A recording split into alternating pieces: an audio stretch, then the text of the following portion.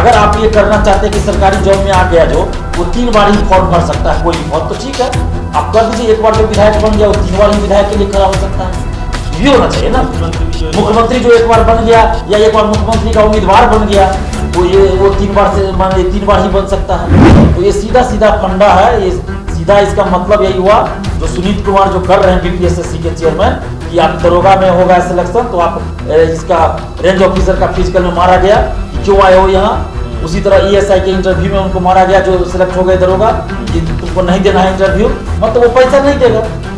सीधा यही हुआ ना, मतलब कि जो पहले से जॉब में वो पैसा नहीं देगा, ये निश्चित हो गया ना। इसलिए उनको फॉर्म भी अपने भरने दो क्योंकि वो पैसा देता नहीं है जो पहले से जॉब में है। तो चलो इसको पहले ही फॉर्म भरने से वंचित कर दो और नए नए लोग आएंगे फॉर्म को तो वो लोग पैसा देगा। नीतीश कुमार जी ऐसा मुझे नहीं लगता है कि कर सकते, मुझे जैसी मेरी अंतरात्मा कह रही है नीतीश कुमार जी ऐसा नहीं कर सकते, लेकिन इनके अधिकारी लोगों ने किया है और सिर्फ पैसे वसूली के लिए इन लोगों ने किया है। स्पष्ट भी नहीं किया है, सबको कंफ्यूजन में रख दिया। बहुत सारे जो है कॉलेज जॉब में कोई डिपार्टमेंट कुछ रूल अप्लाई कर रहा है, कोई कुछ कर रहा है, किसी को कुछ पता नहीं है, कोई कुछ अपना मन से कर रहा है। और अभी आप बताइए कि ये कैबिनेट से पारित नहीं है। नमस्कार, आप देख रहे हैं NBC 24, मैं हूं आदेश। पूरी चर्चा हम करेंगे सरकारी नौकरी में जो नौकरी कर रहे हैं उनके परीक्षा के अटेम्प्ट को लेकर। आपको बता दें कि पहले नियम था कि आपको अगर नौकरी आप 3 साल पूरा कर चुके हैं सरकारी नौकरी में तो आपको कुछ अटेम्प्ट समय जो है जैसे 3 साल, किसी परीक्षा में 5 साल एक्स्ट्रा वेटेज मिलता है ताकि आप और जो दूसरी परीक्षा है, ऊपर की परीक्षा है, उसमें आप शामिल हो सकते हैं। लेकिन आपको बता दें कि इस साल जनवरी में ही सामान्य प्रशासन विभाग बिहार सरकार के द्वारा एक नोटिस जारी किया गया।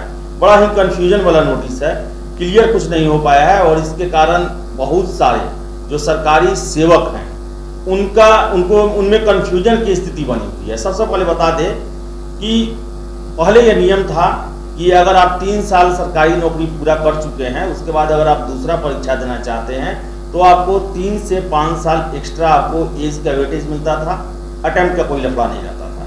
लेकिन अब जो बन चुका है उसमें कहा गया है कि अगर आप सरकारी नौकरी में हैं तो आप 3 अटेम्प्ट ही दे सकते हैं। 3 अटेम्प्ट ये नहीं क्लियर किया गया कि एक आयोग में 3 अटेम्प्ट या ओवरऑल 3 परीक्षा। बड़ा ही अपने आप में विवादास्पद बना हुआ है और इसको लेकर हमेशा से जो कर्मी हैं वो कंफ्यूज हैं और उनका कई लोगों का फोन मेरे पास आया। उनका साफ कहना है कि ये बाउंडेशन से हमको मुक्त किया जाए। जब ये उसी परीक्षा में अन्य छात्रों को जितना मर्जी उतना परीक्षा देने का मौका दिया जाता है तो हमें लिमिटेड क्यों किया जा रहा है। दिलीप जी हैं हमारे साथ, इनसे हम बात करेंगे। इनके पास भी छात्रों ने बहुत सारा फोन किया जो सरकारी नौकरी में है इससे संबंधित। दिलीप जी, आखिर इतना कंफ्यूजन वाला और ये नियम बनाने की जरूरत क्यों पड़ी सरकार को? देखिए, सबसे पहले तो मैं बता दूं कि ये नियम भी बनाया गया तो ये भी दोषपूर्ण है और ये बिल्कुल अन्यायपूर्ण है। इसमें क्या किया गया है कि जो बिहार के मूल निवासी हैं और वो अगर बिहार सरकार के जॉब में है वो सिर्फ 3 बार सरकारी नौकरी के लिए फॉर्म भर सकते हैं। अगर कोई बाहर का लोग, बिहार से बाहर के लोग अगर बिहार में जॉब कर रहे हैं बिहार सरकार के अंतर्गत तो वो भर सकते हैं जब तक कि उनका उम्र है जनरल कैटेगरी के अनुसार। चांस का कोई लागू नहीं होगा। ये भी हो सकता है कि झारखंड सरकार में हो, किसी नौकरी में हो, शिक्षक वो भी दे सकते, यूपी सरकार में हो, उनके लिए तो अनलिमिटेड हो जाएगा। अनलिमिटेड होगा। जो केंद्र सरकार में जॉब कर रहे हैं वो भी अनलिमिटेड दे सकते, सिर्फ एज का लिमिटेशन रहेगा। और बिहार में रहकर अगर कोई बाहर का लोग बिहार सरकार में ही जॉब कर रहे हैं तो वो भी अनलिमिटेड एग्जाम दे सकते हैं, सिर्फ एज का बाउंडेशन तो सबके लिए है। तो ये तो दोषपूर्ण ऐसे रह गया कि यानी कि बिहारी अगर बिहार सरकार में कोई जॉब कर रहा है तो उसको आप 3 बार ही एग्जाम का मौका दे रहे हैं। और उसमें भी ये स्पष्ट नहीं किया गया कि बीपीएससी का 3 बार दिए या फिर बीएसएससी का 2 बार दिए, एक बार बीपीएससी का दिए तो 3 अटेम्प्ट गिना जाएगा, या बीएसएससी 3 बार, बीपीएससी 3 बार, यानी 6 बार। अलग अलग आयोग में 3-3 बार आप दे सकते हैं। मेरे पास सचिवालय सहायक का जब वैकेंसी आई थी तो उस समय भी बहुत सारे लोगों का फोन आया था कि बहुत सारे डिपार्टमेंट में उन लोगों को फॉर्म भरने से रोक दिया गया कि आप 2 बार मान लीजिए दरोगा का दे दिए, 2 बार बीपीएससी का दे दिए, एक बार बीएसएससी का दे दिए, अब आप फॉर्म नहीं भर सकते। मतलब आपको 1 मिनट रोकना चाहूंगा, आपको मैं वो पत्र दिखा देता हूं जो जनवरी में जारी हुआ। देख सकते हैं आपके स्क्रीन पे है, जो सभी विभाग, सभी विभागाध्यक्ष, पुलिस महानिदेशक, सभी प्रमंडलीय आयुक्त, सभी जिलाधिकारी, सचिव बीपीएससी, सचिव बीटीएससी और सचिव बीएसएससी, इसमें दिया गया कि प्रतियोगिता परीक्षाओं में बैठने के लिए अवसरों की सीमा के संबंध में। इसमें कहा गया है, जो मैं मेन बिंदु पर आता हूं, कि प्रतियोगिता परीक्षाओं में बैठने के लिए अवसरों की सीमा संकल्प संख्या 6519 दिनांक 10 सितंबर 2003 के तहत समाप्त की जा चुकी है। अतः किसी भी प्रतियोगिता परीक्षा में बैठने के लिए अब अवसरों की संख्या नहीं रहेगी, परंतु सरकारी सेवकों के लिए निर्धारित अधिकतम 3 अवसरों की सीमा लागू रहेगी। उपर्युक्त प्रावधान से स्पष्ट है कि आयोग द्वारा आयोजित की जाने वाली प्रतियोगी परीक्षाओं में बैठने के लिए बिहार राज्य के सरकारी सेवकों के लिए राज्य सरकार की सेवा में आने के उपरांत अधिकतम 3 अवसरों की सीमा होगी, किंतु राज्य के सरकारी सेवकों से भिन्न अभ्यर्थियों के लिए यह अवसरों में कोई सीमा नहीं है। यानी कि बिहार सरकार में आप नौकरी करते हैं तो 3 बार परीक्षा दे सकते हैं। 3 बार किसका? एक आयोग का 3 बार या पूरा परीक्षा मिला के 3 बार? ये स्पष्ट ही नहीं किया गया इसमें कुछ, और इसके वजह से बहुत सारे स्टूडेंट्स जो हैं उनको रोका गया। जैसे जॉब कर रहे हैं कहीं, वो पहले से कांस्टेबल में है, उनको रोक दिया गया, सचिवालय का फॉर्म नहीं भर पाए वो लोग, क्योंकि अगर मान लीजिए, और ये भी देखिए यहाँ पे लिखा हुआ है 3 आयोग का जिक्र किया गया है ना, BSSC, BPSC और तकनीकी सेवा, ये 3 आयोग का ही इसमें जिक्र है। लेकिन यहाँ दूसरे आयोग में भी ये किया जा रहा है। जैसे आप बन गए, मान लीजिए कांस्टेबल जो है वो एक बार दरोगा का दे दिए, एक बार BSSC का दे दिए, एक बार BPSC का दे दिए, तो उनका पूरा हो गया 3 बार खत्म। ऐसा हुआ है, नहीं भरने दिया गया उनको फॉर्म। जो आज अपने वो जहाँ भी वो जॉब कर रहे हैं डिपार्टमेंट से वो स्वीकृति मांगे तो वहाँ नहीं मिला है, सचिवालय का फॉर्म नहीं भर पाए लोग। मेरे पास फोन आया बहुत सारे स्टूडेंट्स का ना कि फोन नहीं, कि फॉर्म हमको नहीं भर दिया गया। ऐसा क्यों सरकार, ऐसा क्यों आखिर सरकारी सेवकों से इतना इनको प्रॉब्लम क्या है भाई? होता है, बहुत लोग कांस्टेबल से IPS तक IAS तक लोग बनता है, ये तो एग्जाम देता है। ये तो बड़ा ही आश्चर्य की बात है। नीतीश कुमार जी मुख्यमंत्री है तो प्रधानमंत्री बनने के लिए लालसा रखते हैं और प्रयास भी कर रहे हैं। उनके लिए कोई एक विधायक जो है 2-2 जगह से चुनाव लड़ सकता है, दोनों जगह जीत गया तो एक जगह वो छोड़ देगा तो फिर दोबारा उपचुनाव होगा। लेकिन कोई अगर चपरासी बन गया बिहार में तो सचिवालय साहब का फॉर्म नहीं भर सकता क्या? अगर 3 बार दरोगा का दे दिया या 3 बार BSSC का कोई एग्जाम दे दिया तो नहीं दे सकता क्या? जबकि एज उसका मान लीजिए 20 साल की उम्र में सिपाही बन गया कोई, और जबकि 37 साल तक जनरली है फॉर्म भरने का जनरल कैटेगरी में, तो क्या वो उसका नहीं है? उसका मौलिक अधिकार है, वो अपने आप को बेहतर कर सकता है, गरिमापूर्ण जीवन कोई भी नौकरी या व्यवसाय करने का मौलिक अधिकार है। तो मौलिक अधिकार छीना जा रहा है। अगर वो भी बिहार सरकार में आ गए तो, अगर केंद्र सरकार में तो ठीक है, अन्य स्टेट में कर रहे हैं तो ठीक है। तो ये सीधा सीधा फंडा है, ये सीधा इसका मतलब यही हुआ जो सुनीत कुमार जो कर रहे हैं BPSSC के चेयरमैन, कि आप दरोगा में होगा सिलेक्शन तो आप इसका रेंज ऑफिसर का फिजिकल में मारा गया कि क्यों आए हो यहाँ। उसी तरह ESI के इंटरव्यू में उनको मारा गया जो सिलेक्ट हो गए दरोगा कि तुमको नहीं देना है इंटरव्यू, मतलब वो पैसा नहीं देगा। सीधा यही हुआ ना, मतलब कि जो पहले से जॉब में वो पैसा नहीं देगा, ये निश्चित हो गया ना। इसलिए उनको फॉर्म भी आप नहीं भरने दो, क्योंकि वो पैसा देता नहीं है जो पहले से जॉब में है। तो चलो इसको पहले ही फॉर्म भरने से वंचित कर दो, और नए लोग आएंगे फॉर्म को तो वो लोग पैसा देगा। ये तो बिल्कुल अन्यायपूर्ण मुझे लग रहा है। इसमें तो कोई, मुझे नहीं लगता है कि नीतीश कुमार जी ऐसा कर सकते, मुझे नहीं लगता है।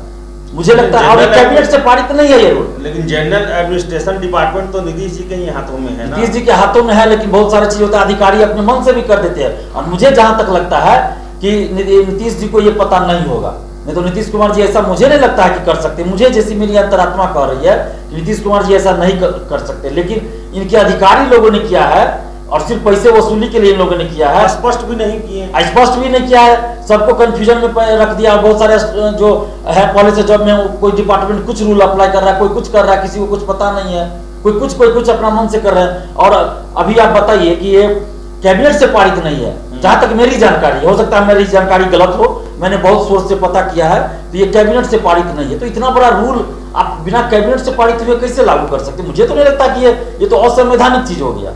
कोई भी चीज अगर आता है तो कैबिनेट से तो पारित होना चाहिए ना।